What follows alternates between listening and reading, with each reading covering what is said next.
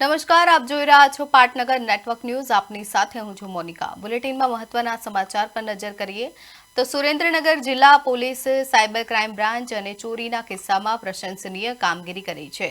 જિલ્લામાંથી ગુમ થયેલા, ચોરી થયેલા મોબાઈલ ફોન અન્ય રાજ્યોમાં વપરાતા હોવાનો ખુલાસો થયા બાદ પોલીસે ટેકનિકલ સર્વેલન્સની મદદથી અન્ય રાજ્યોમાંથી ₹6 લાખથી વધુ કિંમતના 40 જેટલા મોબાઈલ શોધી કાઢી તેમના મૂળ માલિકોને પરત સોંપ્યા હતા. આ ઉપરાંત સાયબર ફ્રોડનો ભોગ બનેલા 60થી વધુ નાગરિકોને હોલ્ડ કરાવેલી ₹10 લાખથી વધુની રકમ પરત આપવામાં આવી. પોલીસને આ મામલે સફળતા મળી છે. સુરેન્દ્રનગર જિલ્લા પોલીસે નાગરિકોને અપીલ કરી કે જો કોઈ વ્યક્તિ સાયબર ફ્રોડ કે ઓનલાઈન ઠગાઈનો ભોગ બને તો તાત્કાલિક સાયબર હેલ્પલાઇન અને પોલીસનો સંપર્ક કરે.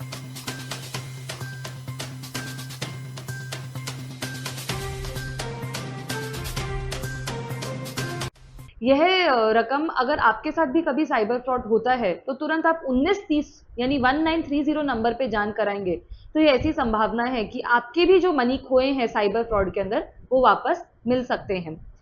इसके अलावा 13 तुझको अर्पण कार्यक्रम किया गया जिसके अंदर 40 मोबाइल फोन जिसकी रकम लगभग 8 लाख रुपए थी वह भी लौटाए गए जिनके मोबाइल फोन खो गए थे उनको। इसमें से कई मोबाइल फोन बाहर के राज्यों से भी रिकवर किए गए थे।